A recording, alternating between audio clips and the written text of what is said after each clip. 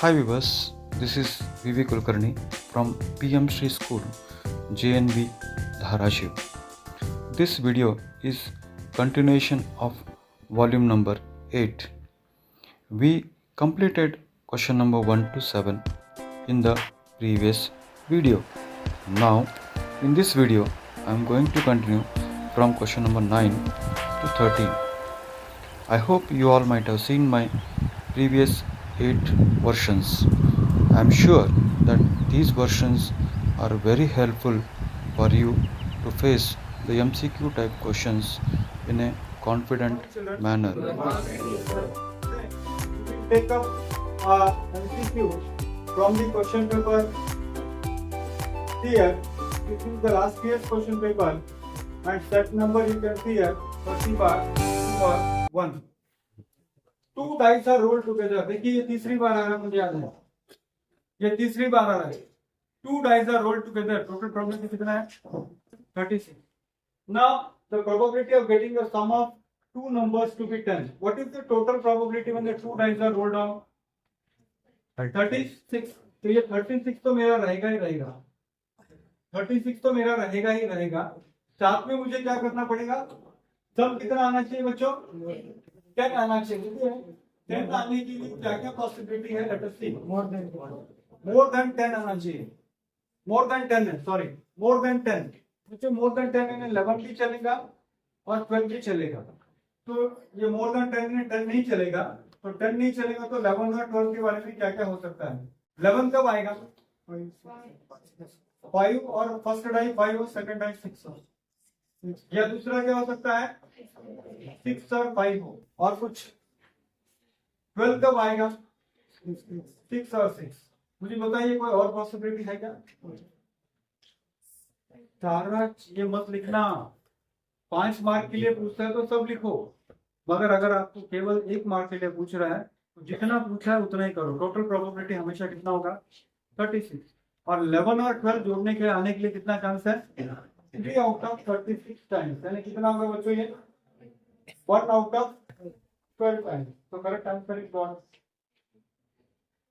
Of 12. That's all. तो ये बहुत बार आ रहा है, देखो, डाई के ऊपर, डाई का प्रोबेबिलिटी के ऊपर. नेक्स्ट क्वेश्चन है, if alpha and betas are zeros of the polynomial 5x square plus 3x minus 7, find the value of 1 by alpha plus 1 by beta. तो ये 1 by alpha plus 1 by beta होता है, right? देता है. तो 1 by alpha plus 1 by beta अगर होता है बच्चों, तो इसका एलसीएम अगर मैं ले लूं तो क्या होगा रे?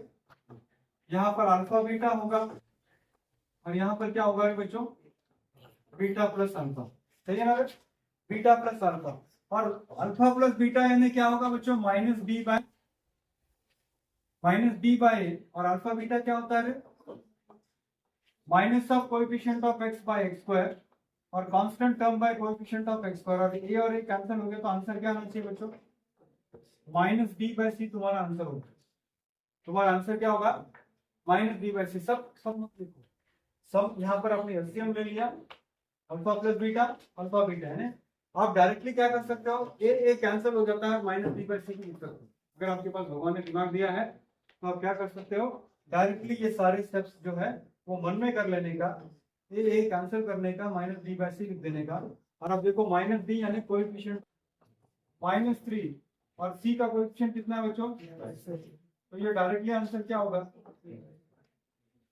अगर आप बहुत प्रैक्टिस कर लोगे तो आपको पता चलेगा कि डायरेक्टली माइनस बी बाई सी से भी आंसर हो. यानी ए कैंसिल हो जाएगा न्यूमरेटर में और डिनोमिनेटर में, तो बचेगा क्या? Minus B by C. That will be your answer. Shortcut and simple method to solve the problem. Shortcut and simple method. सारा स्टेप नहीं करना है, because question is asked for 60. आपने अभी तक मुझे देखा कि प्रॉब्लम को पूरा डिटेल में बताया, और आज मुझे आप देख रहे हो प्रॉब्लम को शॉर्ट में भी कैसे करते हो. बोथ टेक्निक्स में आपको बताया. 56 and 48 respectively. Find the ratio of PQ by AB. यहाँ पर एक बात आपको याद रखना चाहिए, सिमिलर ट्रायंगल्स के पेरीमीटर का रेशियो हमेशा उसके साइड्स के रेशियो के बराबर होता है.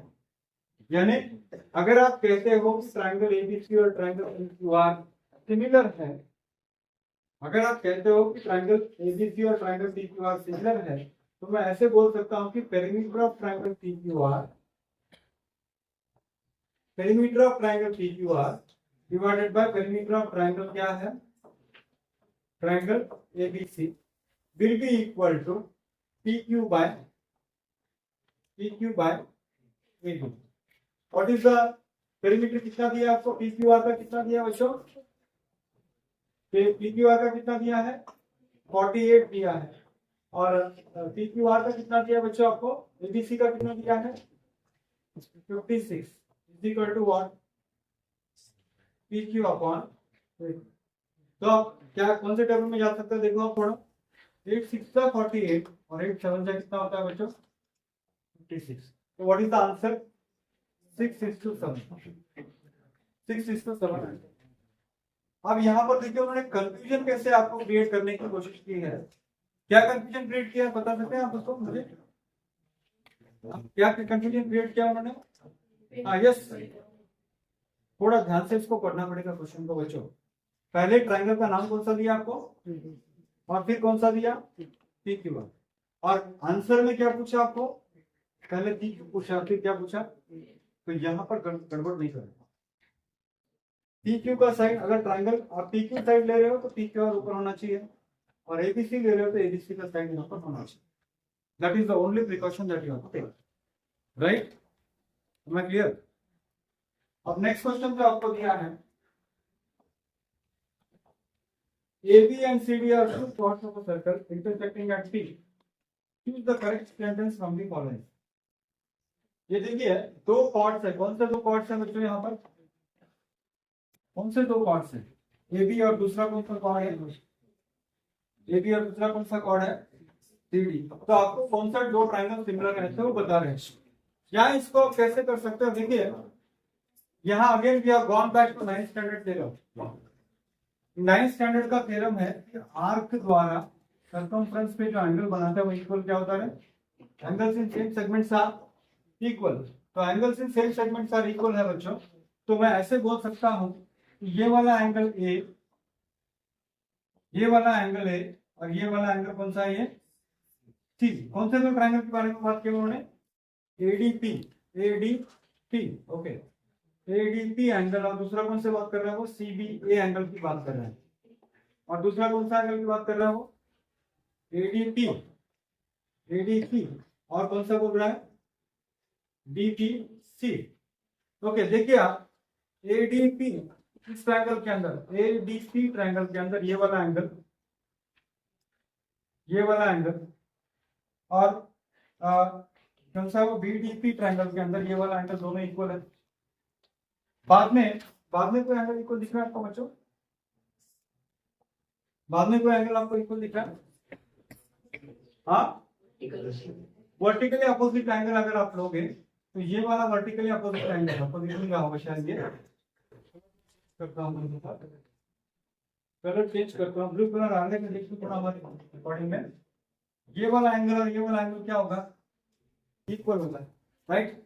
यानी कौन सा ट्रायंगल हम ले रहे हैं,